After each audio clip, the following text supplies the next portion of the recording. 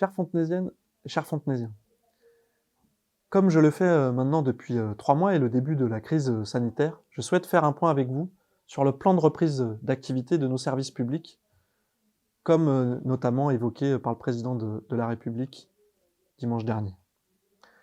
D'abord, le président de la République a annoncé que l'école redevenait obligatoire à partir du lundi 22 juin dans les écoles maternelles et primaires. Nous avons réouvert les écoles progressivement, toutes les écoles, depuis le 18 mai et surtout depuis le 25 mai.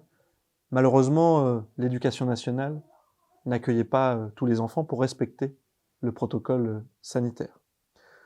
Je peux vous assurer que pour ce qui concerne les services municipaux, je pense à la restauration collective, je pense aux animateurs, au personnel d'entretien, nous serons, pour ce qui nous concerne, en mesure d'accueillir les enfants, dans le respect du protocole sanitaire.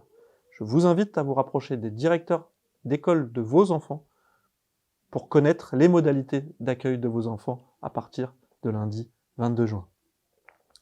D'ores et déjà, je peux vous dire que pour les centres de loisirs, dès mercredi prochain, nous pourrons accueillir, si vous le souhaitez, vos enfants la journée du mercredi.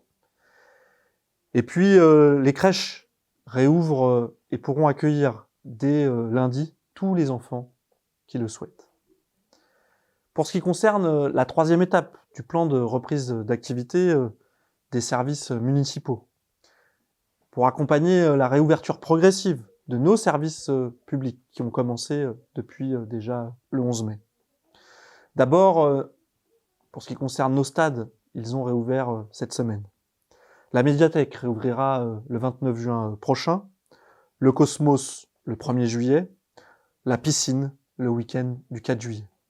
Pour toutes les autres structures qui réouvrent progressivement, tout en respectant le protocole sanitaire, toutes les infos, vous pouvez les retrouver sur le site fontenay.fr ou en appelant l'accueil de l'hôtel de ville. Pour ce qui concerne les activités d'été, voilà maintenant près d'un mois et demi que nous travaillons ardemment pour concevoir un été où il fait bon vivre à Fontenay. Vous allez être nombreux à ne pas pouvoir partir en vacances, changer d'air après un confinement parfois difficile. D'abord, nos centres de loisirs, dès la fin de l'année scolaire, pourront accueillir tous les enfants, dans le respect des normes sanitaires. C'est pour ça d'ailleurs que nous ouvrons toutes les écoles pour accueillir les enfants qui le souhaitent en centre de loisirs. Nous organiserons plus que d'habitude des mini-séjours. Nous réouvrons Cocherel pour des balades hors de Fontenay à la journée. Et puis, c'est près de 300 enfants qui partiront en colonie de vacances cette année. C'est moins que d'habitude, mais c'est une réorganisation nécessaire.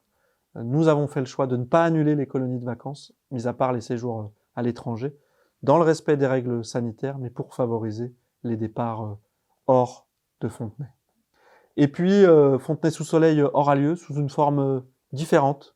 Fontenay sous soleil prendra une forme décentralisée dans les différents quartiers de la ville et changera d'endroit, proposera des initiatives sportives, culturelles. On vous concocte un programme large et varié, de telle manière à ce que vous passiez un été le plus chouette possible. Il y aura des séances de cinéma de plein air, des tournois sportifs. Bref, nous poursuivons notre inventivité et notre stratégie d'innovation pour que vous puissiez passer le meilleur été possible. Et puis nous continuerons à vous accueillir dans le parc des Épivants de manière différente que d'habitude, mais pour pouvoir changer d'air à Fontenay. Nous reviendrons bien évidemment dans les semaines qui viennent sur le programme détaillé de l'été à Fontenay. Enfin, voilà maintenant plus de 2 semaines que nos parcs ont réouvert, que nos aires de jeu ont réouvert, et vous êtes nombreux à utiliser nos espaces publics verts que nous aimons. C'est aussi en partie pour ça que nous aimons cette ville à vivre. Mais parce qu'on les aime, il faut les protéger.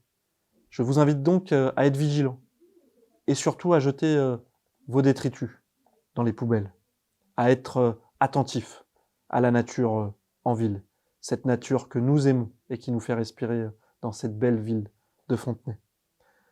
Prenez soin de vous, soyez prudents.